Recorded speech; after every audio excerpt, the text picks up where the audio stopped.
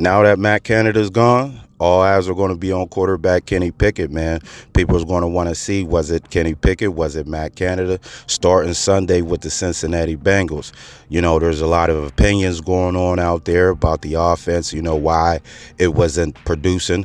Any points and things like that. They say, hey, the play caller, man, it was the play caller. He didn't design any plays for the offense, to get the receivers and put the quarterback in the right position. And some people say, hey, man, it's just the quarterback, man. The quarterback is no good. Look at the open receivers. He's not hitting the guys. He's not using the middle of the field and things like that. And then, man, there's just people that say, it's the system. The system broke Kenny. Kenny never played like that. If you look at last year, at the end of the year and things like that, how Kenny started off, he was throwing the ball, he wasn't afraid to use the middle. Now, people saying, hey, the system broke Kenny. Matt Canada broke Kenny. He might be broken forever. Even though Matt Canada is gone, Kenny Pickett still might not, he still might not perform because it's over. They mismanaged Kenny Pickett. Some people will say going back to training camp, man, they didn't do him right from the beginning. They started him off third string.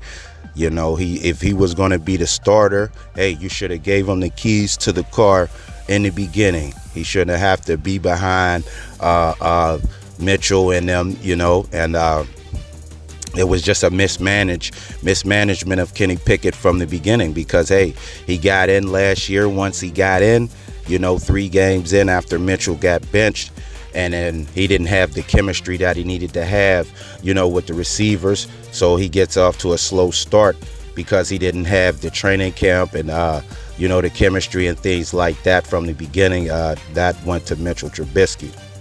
So, there's plenty different variables, plenty different opinions, or why Kenny Pickett hasn't been performing, why the offense hasn't been performing. You can go back and forth, but I believe that's why the Pittsburgh Steelers had to make a move, because you have to see what's going on. Well, who is it? What's the problem? And now you eliminate the offensive coordinator, Matt Canada. So now you say, what's going on? Now it's all on a quarterback. There's no more, the jet sweeps and this and that. There's no more. It's now perform or it's you. So Kenny Pickett has 7 games. The rest of this season, I know some people already have their opinion. Some people say, hey, I'm out on Kenny. There was a lot of Kenny Pickett supporters. Kenny Pickett had a lot of support. A lot of support. I'm a supporter of Kenny. I haven't completely given up on him, but it's not looking too good, for Kenny. But he can, that's why I said this is all eyes on him. He has to have one of those games, man. I know the rookie Will Levis is struggling, but he had a multiple touchdown game, his first couple games. Threw for, so over, 300, I believe, or something like that. I know he hit Hopkins for a few. So people want to see one of those games, a complete game. They understand the fourth quarter thing, and, you can make some throws at the end of the games and things like that, man. But people want to see one of those games where Kenny Pickett come out firing, rapidly going deep across the middle, hitting all the receivers. Everybody get a touch,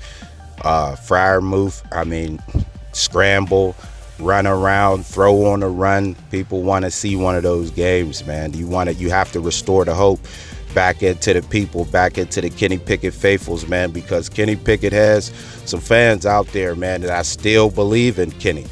Kenny did some things preseason. I know it's preseason, but just the ball placement, just how he was throwing the ball. That's just what people hold on to, and that's what you can see.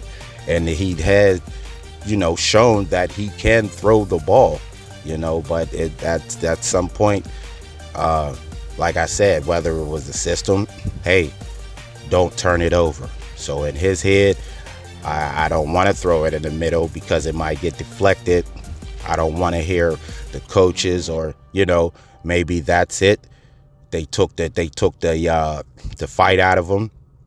because his first pass was a deep pass, you know, in the middle, down the middle, to Chase Claypool. It resulted in an interception, but he threw it. You know, he wasn't hesitant. Hey, boom, it was double cut. Hey, make a play. So what happened to that? You know, where'd it go? And now, you know, you can see, was it Canada? Because his body language, you know, he didn't believe in it in the Matt Canada system. A lot of people think that may be it too. If you're not confident in what you're running, man, how can you run it fluently? You know, so the body language for Kenny Pickett wasn't there. So now, all eyes on number 8.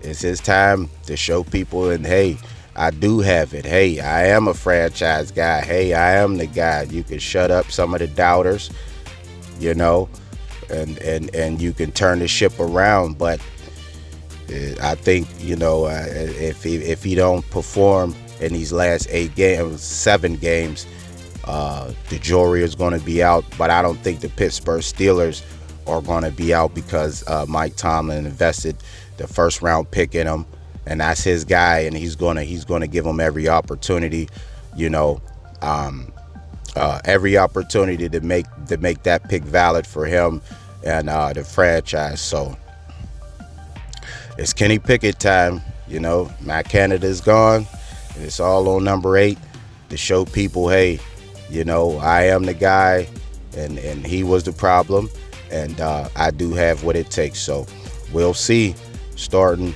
Sunday against the Bengals, and he can't let the backup outplay him, man. That would be a bad look.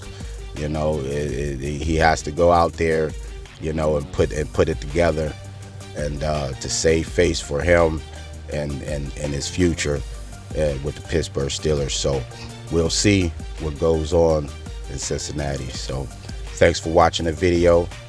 Make sure to subscribe to the channel, hit the notification bell to get all the new videos. And until next time, I'm out.